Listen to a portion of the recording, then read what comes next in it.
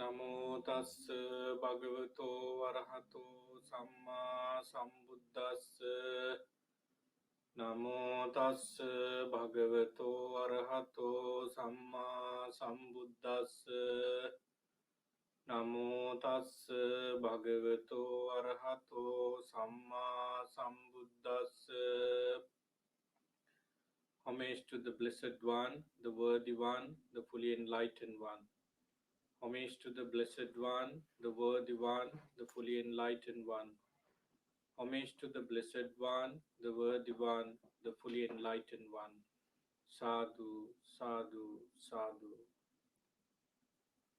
Dear Dhamma friends, we are going to start the Sutta study class for this Saturday.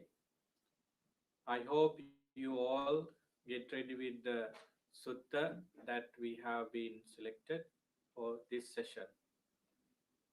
We originally conduct this class on Thursdays, but due to some relaxation and also some other activities at the temple, we have been having this class on Saturdays for 2 weeks now. The sutta we selected for today's discussion covers a vast area of Dhamma. However, we are planning to take some of the facts of the concept we selected and understand the concept for our benefits and happiness. I know that there are some individuals who participate for this program for the first time. Therefore, let me tell you the important aims of this Sutta study class. Studying discourses is really important for someone who strive hard to gain peace and happiness. Why? Buddha's real words are recorded in discourses. When we categorize the whole teaching of the Buddha and Vinaya into 9 limbs, he clearly mentioned that Sutta is the first one. Any Dhamma facts recorded under the name of Sutta are relevant to each and everyone. It means that everyone could understand the way the Buddha explained the Dhamma in the discourses. Many discourses are uttered by the Buddha because of some practical issues. Sometimes he delivered the suttas based on his own imagination, interpretations, and willingness to explain the Dhamma for the bhikkhus, bhikkhunis, devas, lay people, and so forth. So if you come to understand the Buddha's teaching purely, without any confusion, you may start reading discourses and you may be able to get a very clear, lucid knowledge about the teachings of the Buddha. And also you will have a clear understanding about yourself on the basis of the Buddha's teaching. This is why we take suttas for our discussion and try our best to analyze them as suitable as to our practical experiences. In addition, each sutta explain the Dhamma very well. If I take the statement of the Buddha about the nature of the Dhamma, excellent in the beginning, excellent in the middle, excellent in the end, Adi Kalyana, Paryosana Kalyana, Majje Kalyana. He said that his teaching is really, really tasty from the beginning of the Dhamma, and also if we go into a particular fact, the middle of it also is tasty, and also the last end of the Dhamma Sutta would be very nice. You can see that when you take a particular discourse from the Tripitaka and read it. They have very, very program style of explanation of the Dhamma. Therefore, reading suttas and analyzing them with the help of somebody or individually alone could be beneficial. So this is why we discuss the suttas in details. So now we would like to go into the sutta discussion with the selected discourse for today. As I email our sutta study friends, the sutta we discuss is Paticcasamuppada Vibhanga Sutta, or analysis of dependent co-origination. Now you have a sense of understanding about the topic we touch today. As I said earlier, it is one of the difficult and profound subjects in the Buddha's teaching. Therefore, within this 40 minutes time, we could not understand the concept very well, but our best try is to read the discourse and try to get the glimpse of the Paticcasamuppada. I know that many of us have touched this topic most often in discussion in sermon, but you know what? We could not understand it fully. If I remind you the statement of Venerable Venerable Ananda, and also the Buddha's reply to Venerable Ananda, you may realize how deep this Dhamma is. Once Venerable Ananda, the one who knew many of the Dhamma Buddha explained, said that I feel, Venerable Sir, that the Paticcasamuppada, as you explained, is very clear to me. Then Buddha interrupted Venerable Ananda and said that, don't say Ananda like that. Don't say Ananda like that. The Paticcasamuppada and the other teaching attached to it are deep, not appear to be deep, it is deep. It is profound, difficult to say. Many human beings, many living beings are being unable to see and realize this deep Dhamma, uh, go from this life to another and cycle in this samsara with suffering, not knowing this reality. So Buddha clearly mentioned that the Paticcasamuppada, the spirit of the Buddha's teaching, is deep and mostly profound, which is not easy to understand just by reading a discourse. I'm not discouraging you saying this, but encouraging you to read more and think about more about the topic we are going to discuss today. Let me start the discourse directly, then you will get what this discourse especially express. The name of the sutta again, Paticcasamuppada Vibhanga. The very name, very title of the discourse explain that Paticcasamuppada Vibhanga. It is an analysis of Paticcasamuppada. What is the meaning of Paticcasamuppada? Is there any special meaning of the word Paticca Samuppada? Can we break this word into various subcategories just to simplify the term? Yes, we could. But I'm afraid of doing this because some people used to get some sort of misunderstanding, but I do it very carefully. Samuppada means rising together. Upada, as you know, Upada is a rising of a feeling, a rising of a thought, a rising of a being. We could use this word Upada to any of those things. Some with the addition some to the front of the Upada, we mean rising together. Then Paticca. What is the meaning of Paticca? These things arise together with causes and condition. Paticca means with causes or reasons, not without reason. They arises. They arise with reason. So basically, Paticcasamuppada means uh, origin together with causes and condition.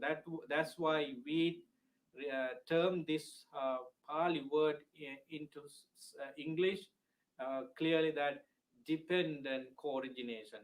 Everything and anything we discuss in the Buddha's teaching, depend on something. If we take akusala, unskillfulness, we talk about, such as greed, hatred, ignorance, then what do you call, attachment, craving, every those akusala feelings arises based on something else. If we take the kusala factors such as renunciation, kindness, compassion, wisdom, samadhi, they are also coming based on something else. So we cannot find anything in the Buddha's teaching about the world, about the life, uh, without the causes and condition. But we should be careful that things arise not with one cause. Buddha said many causes could come together and make a result. So Paticcasamuppada, the Pali word means dependent co-origination, depending on many things, things arise. So this discourse is really important because of that. And Paticcasamuppada Vibhanga, the sutta's name is Paticcasamuppada Vibhanga. It means we have the analysis of things that Buddha explained about the arising and passing due to causes and conditions. Let us go into the discourse and understand how the Buddha explained Paticcasamuppada there. At Savatthi, Buddha explained this particular discourse to a group of bhikkhus. Buddha said there, "Bhikkhus, I will teach you dependent origination and I will analyze it for you. Listen to that and attend closely. I will speak."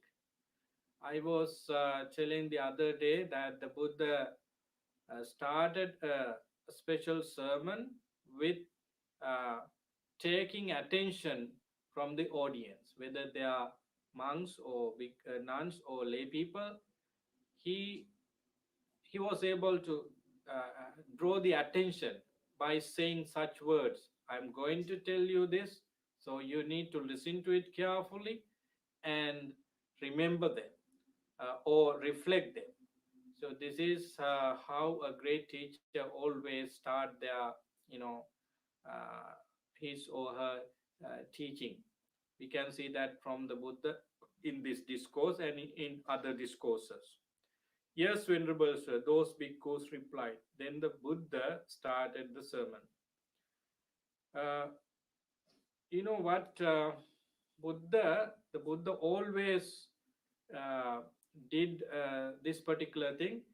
He did not want listeners to have a passive listening.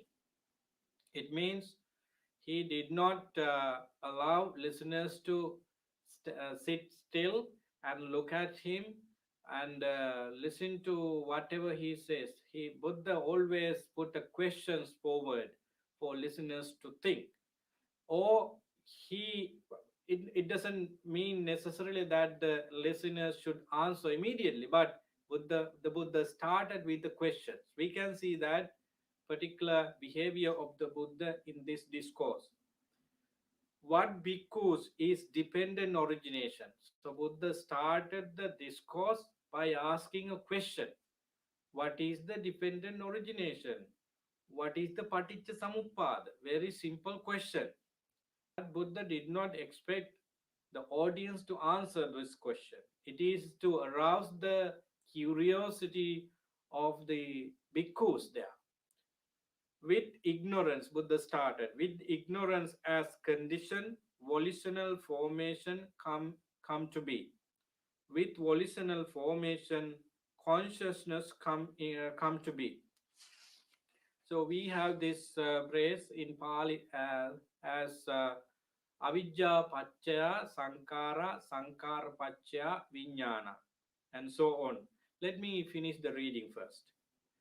with volitional formation, with volitional formation as condition, consciousness, with consciousness as condition, name and form, with name and form as conditions, the six sense bases, with the six sense bases as condition, craving, with craving as condition, clinging, with clinging as condition, existent, bhava, with existent as condition, birth, with birth as condition, aging and death, then sorrow, lamentation, pain, displeasure, despair come to be. Such is the origin of this whole mass of suffering. This because is called dependent origination. So Buddha explained a chain of factors that cause to suffering. So Buddha started what is dependent origination. It doesn't mean that he explained everything in the dependent co-origination. He started to say uh, with, with ignorance as the first cause or first reason in the chain, there is mental formation. Uh, from ignorance, as a requisite condition come fabrication. In other words, what do you mean by ignorance anyway? What do you mean by fabrication or sankara? So we have to understand these single terms in the long run, because they mean a lot for us to understand ourselves and the Dhamma. So basically, avidya, ignorant, means not knowing the reality, not knowing what is going on. Basically, if I explain this fact with the sutta references, not knowing means, or ignorant means, being able to understand things as they are means the misunderstanding, or being able to understand the Four Noble Truths as they are. What are the Four Noble Truths? Then the noble truth of suffering, dukkha arya satya. The second one, the noble truth of arising or causes of suffering, dukkha samudaya satya. Then the third one, the noble truth of cessation of suffering, the dukkha nirodha arya satya. The last one, the fourth one, is about the path, the noble truth of the path leading to the cessation of suffering, dukkha nirodha gamini patipada arya satya. So if one is not aware of the Four Noble Truths, it is called ignorance. Ignorance means not knowing the Four Noble Truths as they are. Now, we can see the general usage of the word ignorance or ignorant. We can use that. I was ignorant at that time, that's why I could not hear you. I was ignorant about what you said about the coronavirus. So we use this word ignorance or ignorant for normal things, but it does not mean that we mean that not knowing the Four Noble Truths. We may have come across many educated people who are educated about various subjects of living. So we cannot say that they are uneducated, but they could not be able to put into wise category in the Buddha's teaching unless they know about the Four Noble Truths.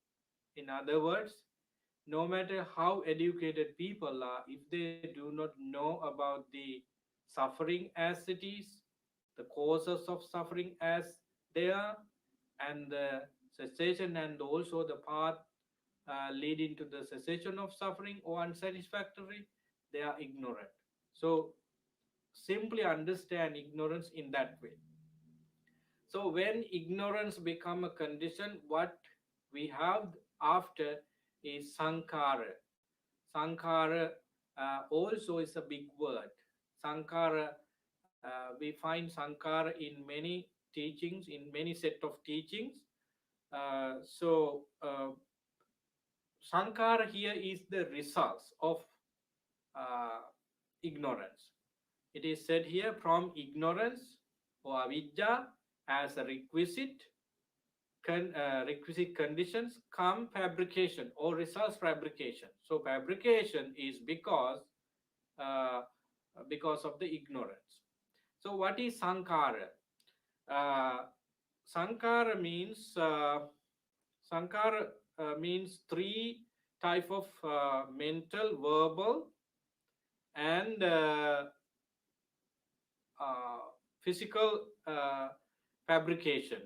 Bodily fabrication, kaya sankara, and sometimes we have kaika sankara, so we can see the difference of them. Basically, bodily fabrication and vachi sankara, verbal fabrication, and mano sankara or chitta sankara, mental fabrication. We can have these three in the umbrella term sankara or fabrication or mental formation. So, when ignorance predominantly active in our mind, we have verbal fabrication, mental fabrication, as well as bodily fabrication, and they are all geared by ignorance. When there is no ignorance, we have sankara, three type of sankara, but they are wholesome. So we can talk that later, but for just a quick understanding, I'm saying that when ignorance become the predominant quality of our mind, everything else in the order become unwholesome. So keep that in mind. Then we go to next one,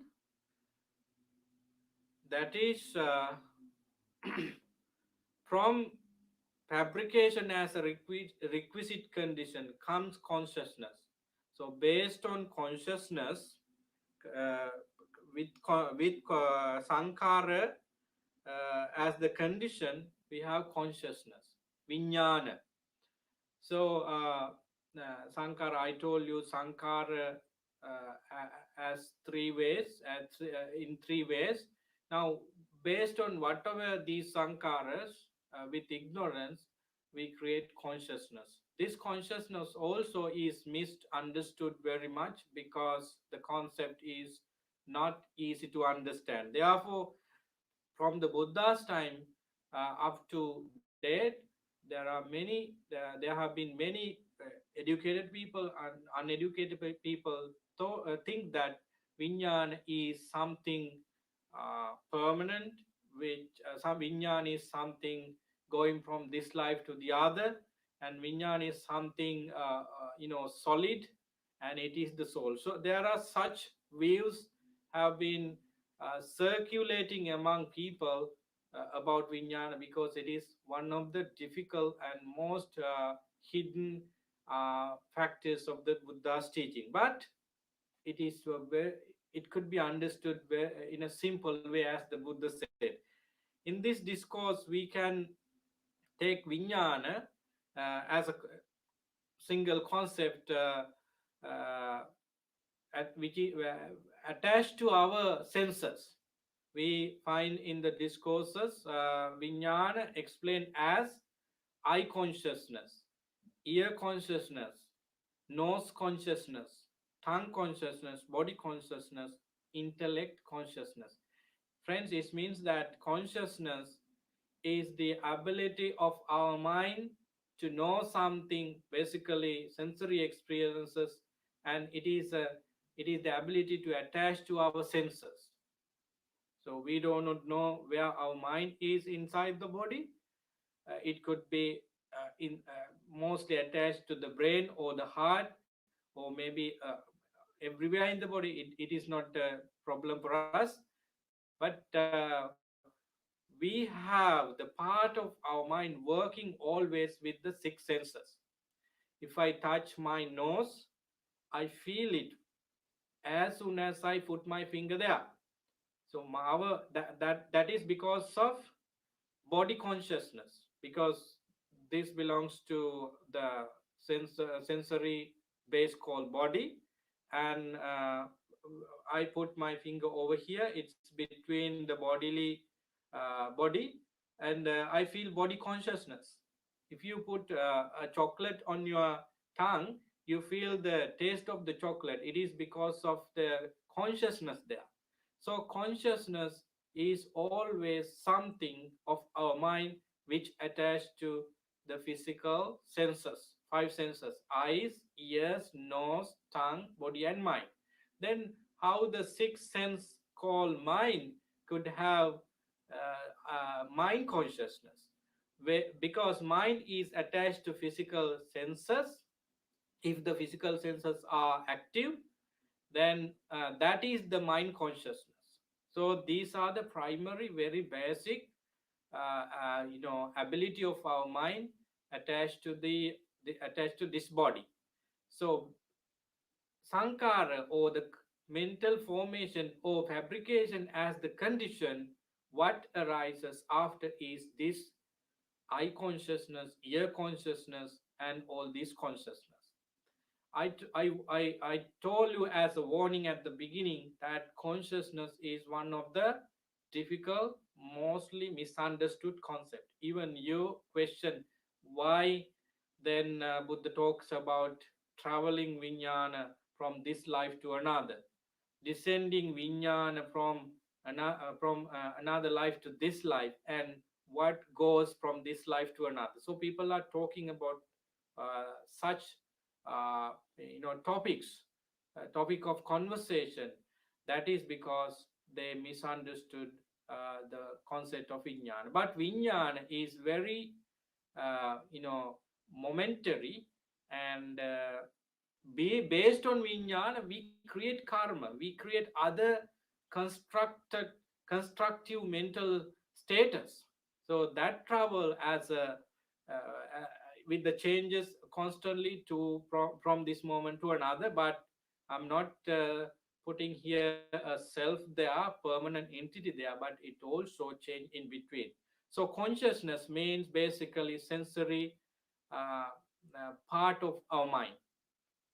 So here we say, based on sankara, we have consciousness. Based on consciousness, based on consciousness, we have then vijnana pacha nama rupang. Uh, from the consciousness as a requisite conditions come name and form. Nama rupa. The very Pali word for name and form are nama and rupa. What do you mean by nama and rupa? Let's take rupa of form. Form is not anything else but the four great elements. Satara Maha Bhuta, the Patavi, solidity, Patavi Apo, cohesion, Tejo, heat, Vayo, the air. So these are the four great elements in the teaching. So every physical things that we can touch, that we can see, that we can hear, because of the four great elements. So form is these four great elements and also derived elements. Uh, because of the four great elements, we create rupa or form in the mind, that those form are also because of the great four elements existing with changes. We should stress that with changes outside of our mind, outside of nama components. So that is called form or rupa. And nama means, let me get the exact page.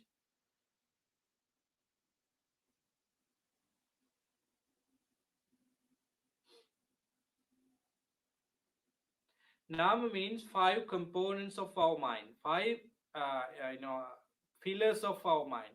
Basically, people used to explain nama with this word nama, the four aggregates of five aggregates of clinging, such as Vedana, feeling, Sanya, perception, and Sankara, mental formation, and consciousness. But it is not the nama.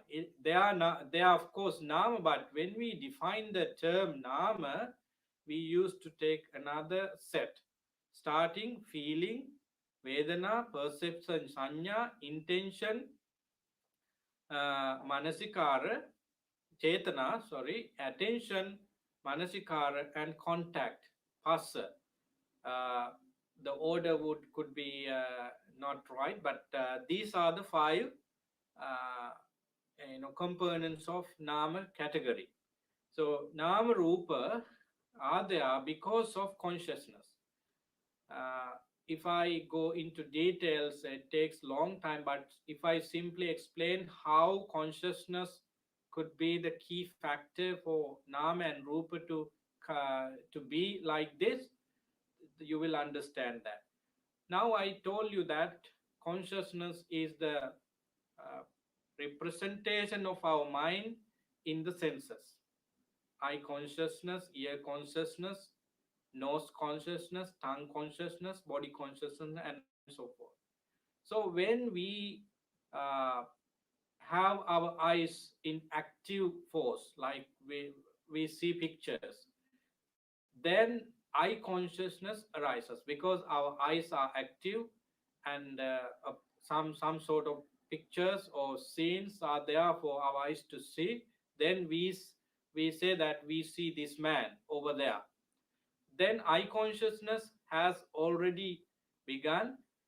And what are the name components? uh, Vedana, sanya, chetana, feelings, uh, perception, and intention. Phassa means contacts, and manasikara, attention. So as soon as our eyes meets the pictures outside, rupa, these five components function immediately, and to make an idea. So vedana, sanya, chetana, feeling, perception, and intention comes into being with the other two: phassa, contact, and also attention. So that's how Nam and Rupa work together. So that is happening because of the consciousness. Consciousness is the mediator or the creator of both form and Rupa. Once again, if I say this from using other words, name and form, or rupa or nama, could come together because of the consciousness. So that's how consciousness could be the requisite conditions for name and form in the formula. So let's go on to the other factors. Our intention in taking this discourse for discussion to understand the concept very well and the connection between. But I'm saying that there are more details to be discussed in each single factors. But time is not permit for us. Now, from name and form as a requisite conditions come the six sense bases.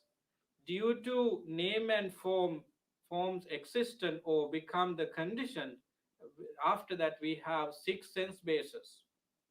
What are the six sense bases? Eyes, ears, nose, tongue, body, and mind.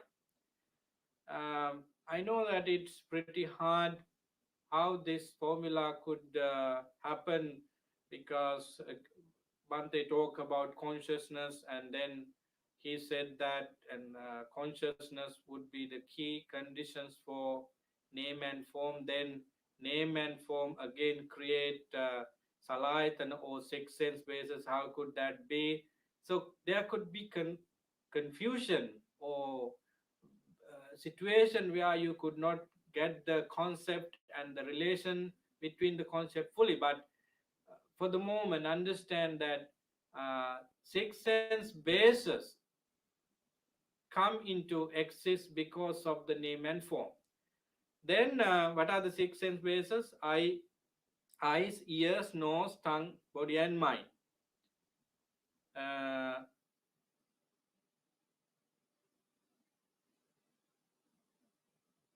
then we have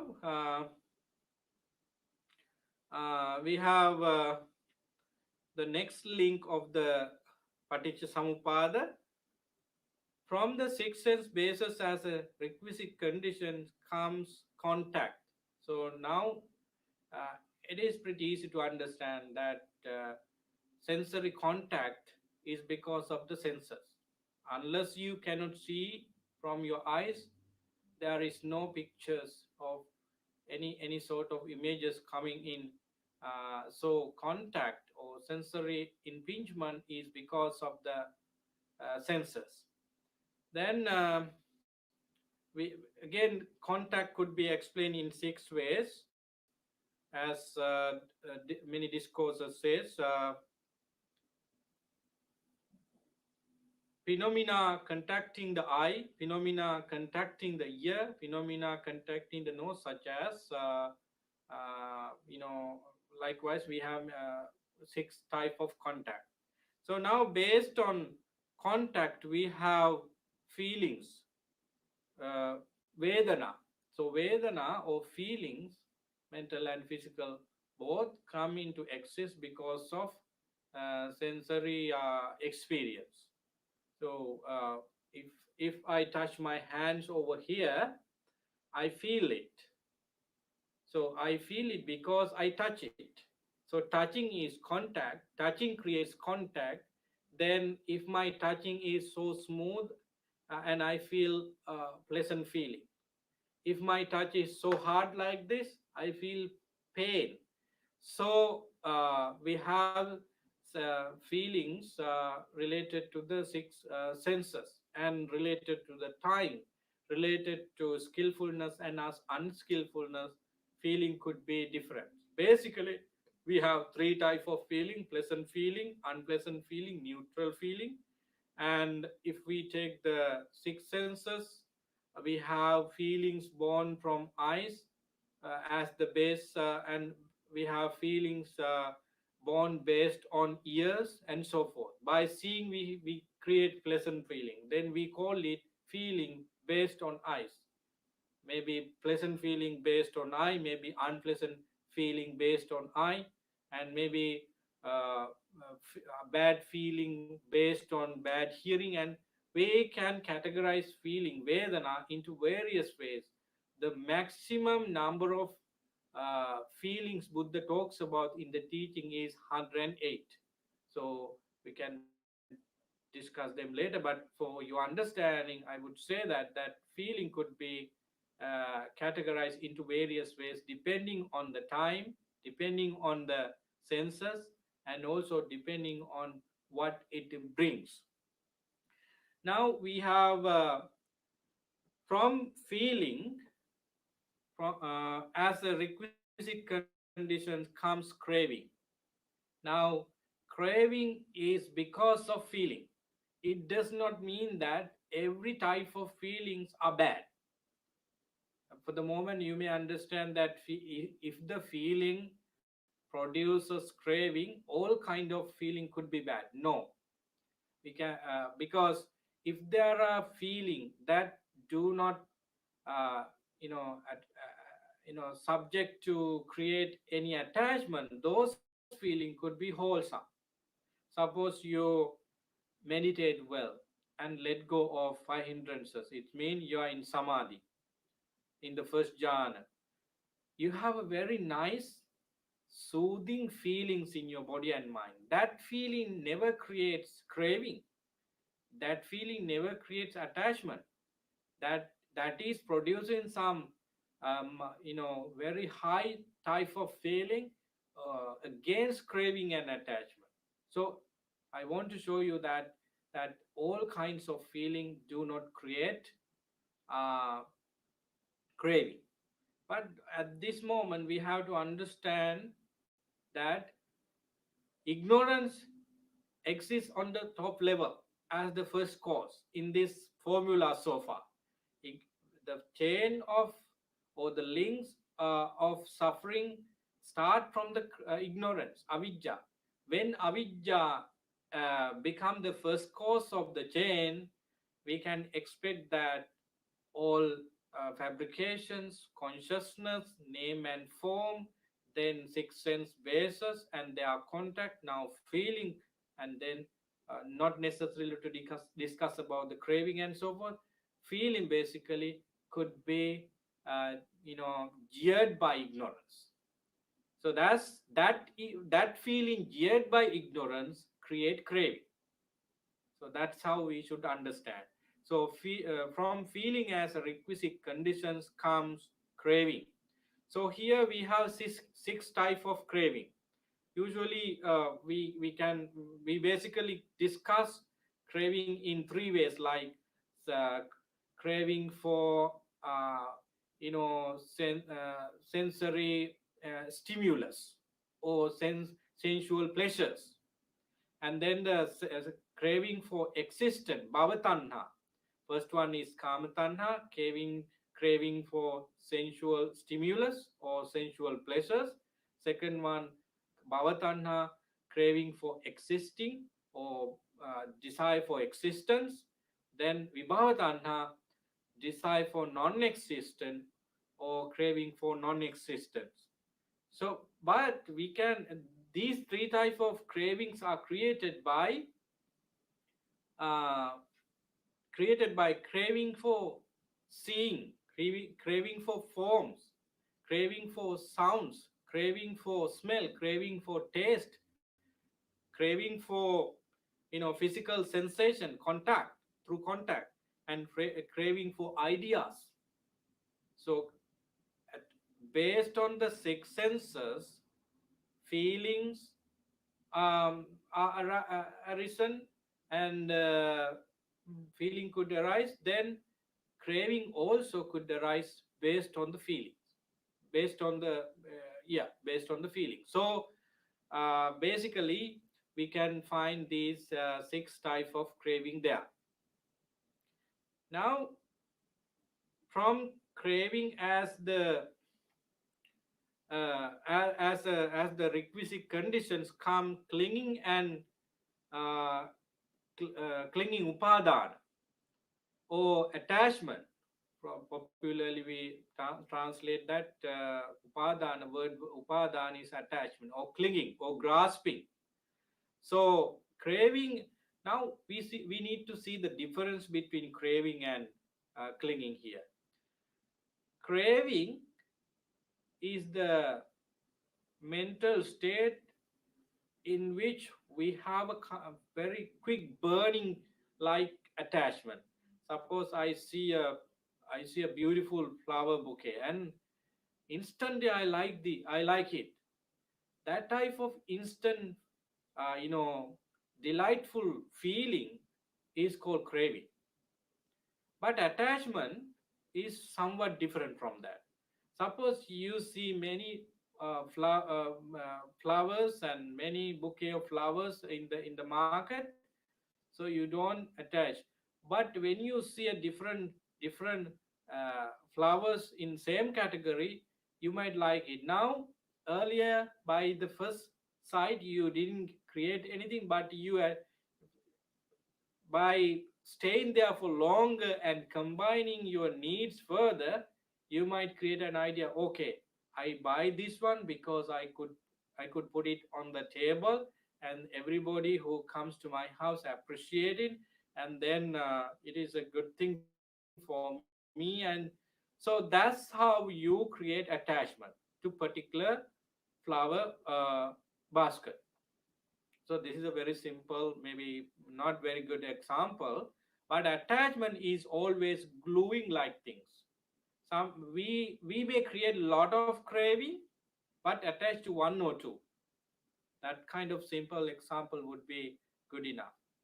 So attachment is more severe in the sense of suffering, because when we have attachment, when we create attachment, it's very difficult to come out. It's very difficult to get our mind out of the attached part. So So we have attachment in numbers here. Let me get the. So attachment also has attachment to sensual pleasures. So an attachment kamupadana. We attach to whatever we see, whatever we hear, whatever we smell, and so forth. So for example, some people attach to chocolate. So craving would be there as it is instant and rise and pass away, but some people would not like to eat some chocolate because they have created attachment to particular chocolate. So that's attachment to sensual pleasures. Then attachment to kamupadan, attachment to views. We have been created so many views, such as I am better than others, and they are better than these people, and this is better than this. I know. So that kind of views are there. The attachment to sensual pleasures could also be attachment to views. So they are interrelated. So attachment to views is also upadana. Sometimes people say, I wake up at 6 and I do it every day and eat something after that, and I go to work around 8, and according to my principle, life principle, I need to keep everything neat and tidy. And people have this kind of individual rules and regulations in their life. So when things go wrong, they would angry. They cannot bear the changes. These days people stay at home, which never expected to happen.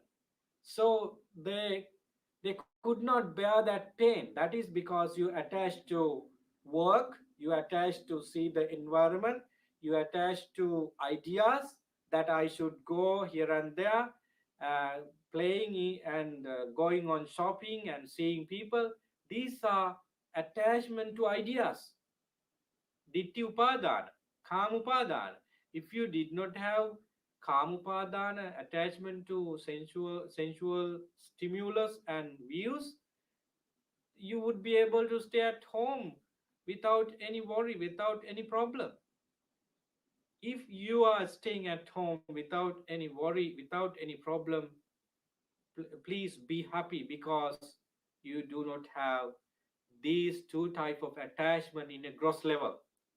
Maybe you have them in a subtle level, but you have done so many good things to cut off the gross part of the two type of attachment. Be happy about that. It is a manifestation of Dhamma, right? Suppose if we lost the connection of our phone and also internet and have to stay at home for longer, still some people are not worried about, because they have enough food to eat, they have other requirements to live, so they are not worried. They would be thinking that we wait until everything fixed, don't worry. That is because they have less attachment to sensual pleasures and also views. I took this fact just to show you how attachment, two type of attachment are. So please try to understand the concept well. Then attachment to uh, rituals and practices. Silabbatu upadana.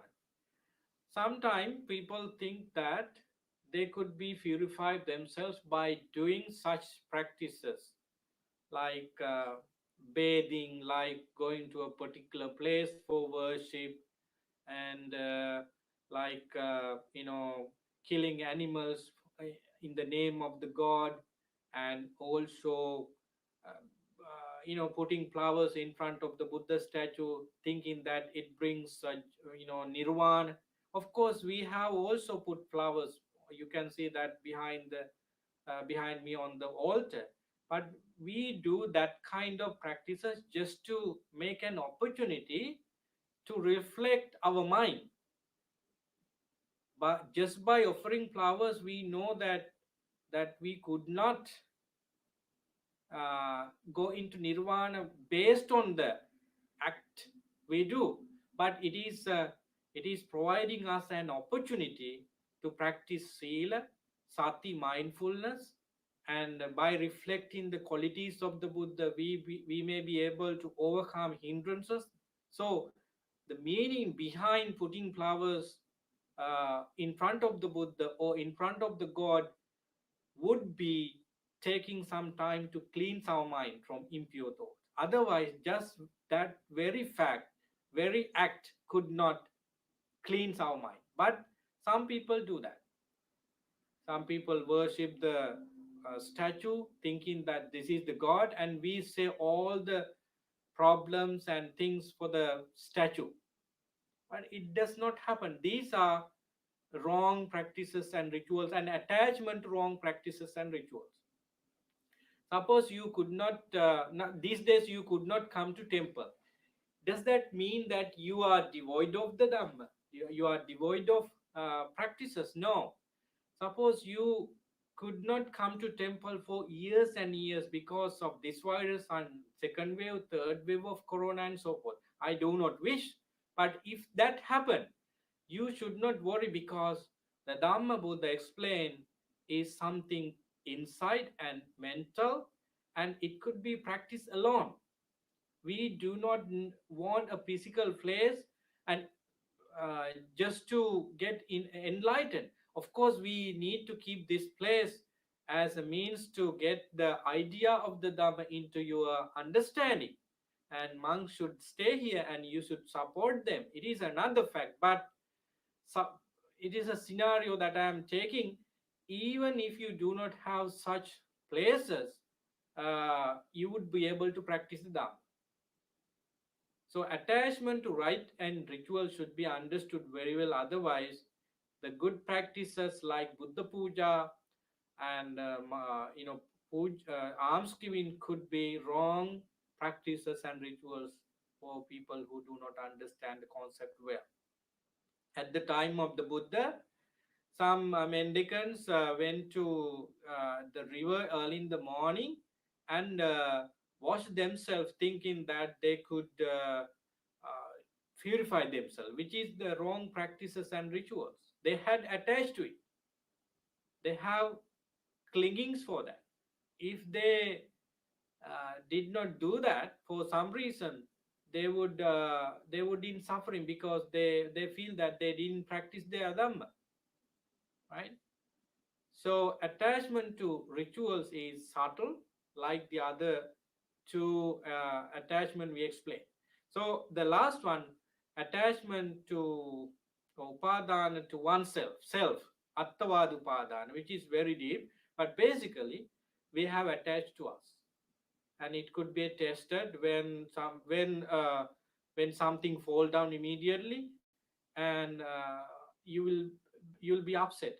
Suppose somebody throw you a rubber snake, so you will be screaming.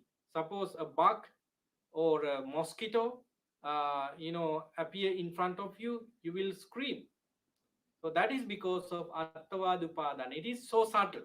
So uh, we never mean to go into details of each factor today, but it happens because things go like that. We need to understand the individual factor. Let me finish this. Um, from clinging as the requisite condition comes becoming. So clinging or padana or attachment cause existence or becoming. Kama bhava, rupa bhava, arupa bhava. There are three types of existence. So becoming means existing some sort of craving or attachment into a certain period. Actually, it is a manifestation of attachment in a given period of time. So becoming is not anything else but existing of the attachment. We talk about four type of attachment, and their existence is called bhava in this formula. Now we have, from becoming as a requisite condition comes birth. Birth means a rising of being, a rising of other things as well. So the jati, or the birth, is not coming alone without any reason. It comes with reason, and the very reason is existent bhava. From birth as a requisite conditions comes aging, sickness, death, sorrow, lamentation, pain, distress, or despair. In Pali, we have a very nice word which I do not want to repeat. Um, so, due to birth, we have all kinds of suffering or unsatisfactory state of our life, starting from aging. Unless we are born to this world, there is no one to age, no one to experience aging.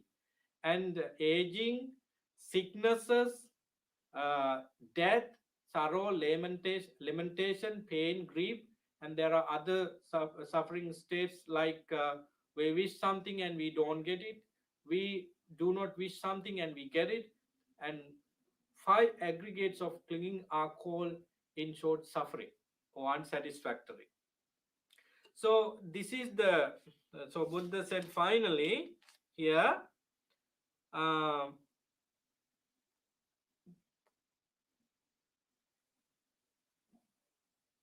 Such is the origin of this whole mass of suffering. So now we come to a conclusion how suffering, how unsatisfactoriness come into being.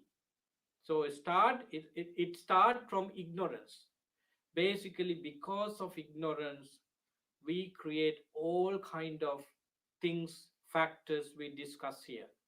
Because of ignorance, there is sankara or formation, and that sankara could not be wholesome, because ignorance is the first cause. Then consciousness could be bad, and then name and form, then six senses, and then contact, feelings, craving, attachment, then existence, then birth, and then because of the birth, all kinds of sufferings arise.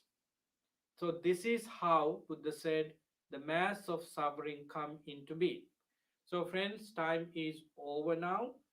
Basically understand that the suffering we experience right now or any time of our life are because of ignorance, because of craving, because of attachment. So that formula is very clear, but understand that Paticcasamuppada, or the dependent origination, uh, is not going one way. There may be other ways to explain.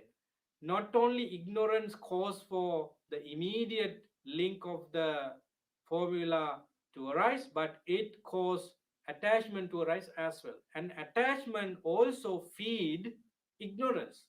Craving could be the cause for ignorance. So they are interrelated. They function as a web.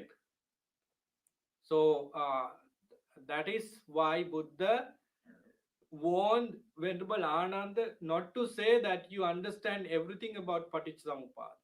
It is so deep, it is so profound, he said. So this is very reason why the Buddha said that. So the discourse is called Paticcasamuppada Vibhanga, analysis of Paticcasamuppada. So now we understand how the Buddha analyzed Paticcasamuppada formula.